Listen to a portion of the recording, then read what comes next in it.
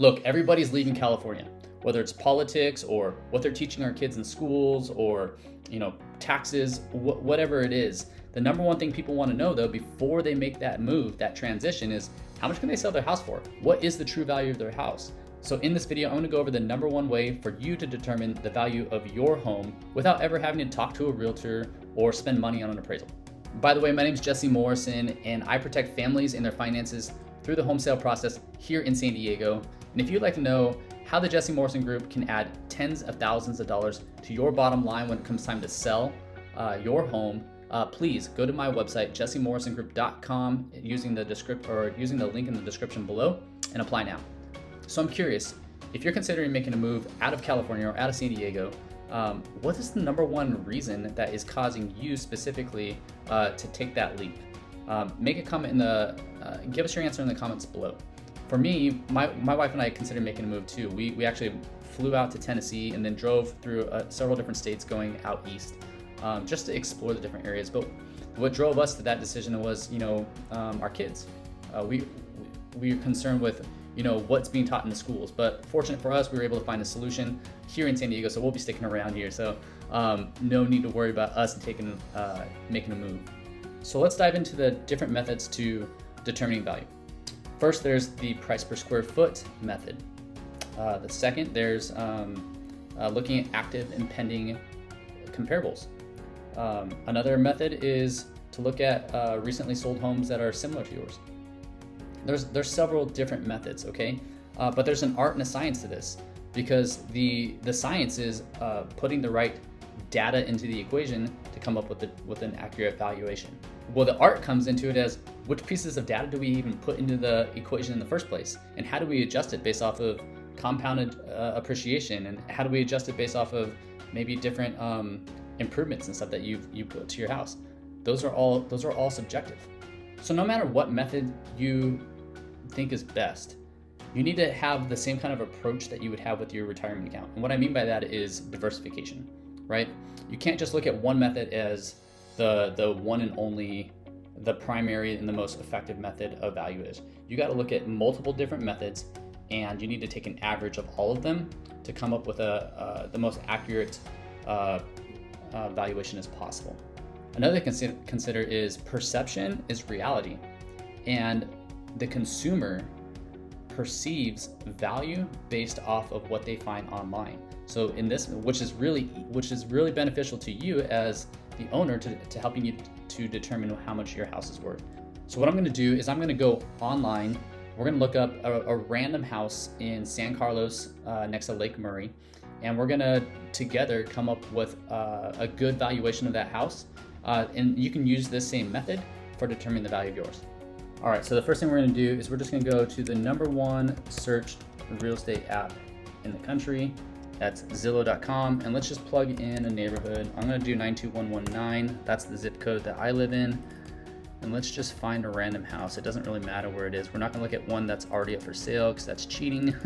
Let's find a random one. I don't know. How about this one? What is this? 7638 Blue Lake Avenue. This one's worth 900. Well, the Zestimate says it's worth 917,600. So let's copy that. Let's open up a spreadsheet, and let's just plug that number in. All right. Now let's go to Redfin.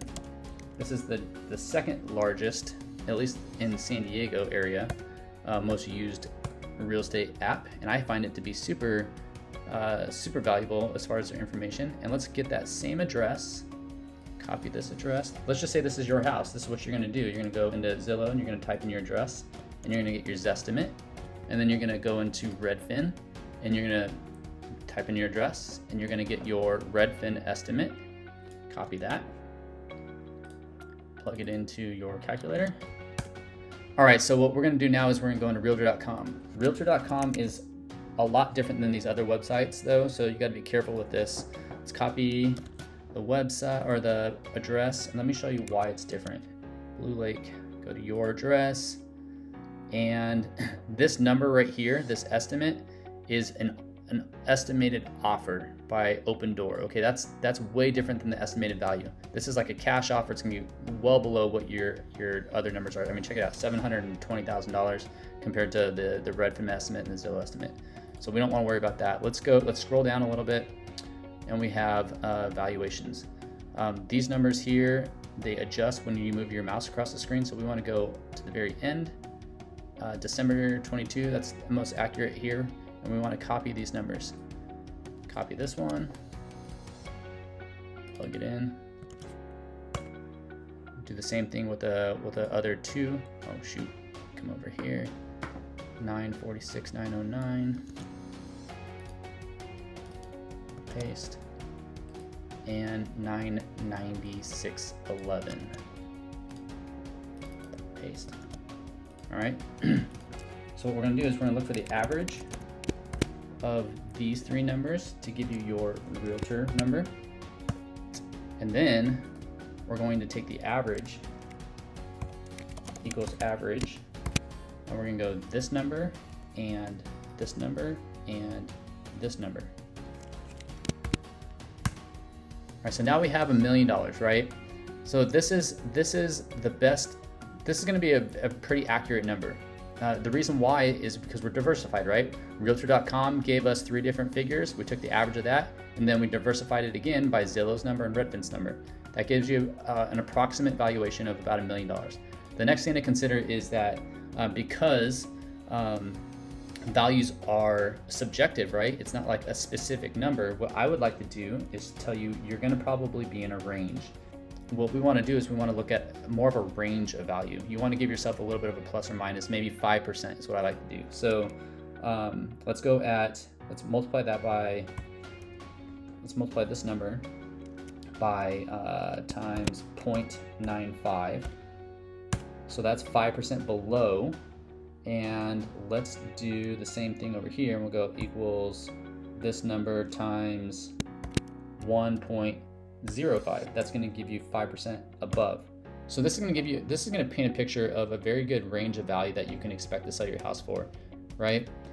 Depending on how well you prepare your home for sale, and what the market trends are in your specific neighborhood at this specific season of when you're putting your house on the market, will determine whether you're going to sell closer to the lower end of the range or closer to the upper end of the range. So again, guys, my name is Jesse Morrison, and I help protect families and their finances through the home sale process here in San Diego. If you'd like to know how we can help add tens of thousands of dollars to your bottom line when it comes time to either buying or selling your next house, please go to my website, www.jessemorrisongroup.com, using the link in the description below, and apply now.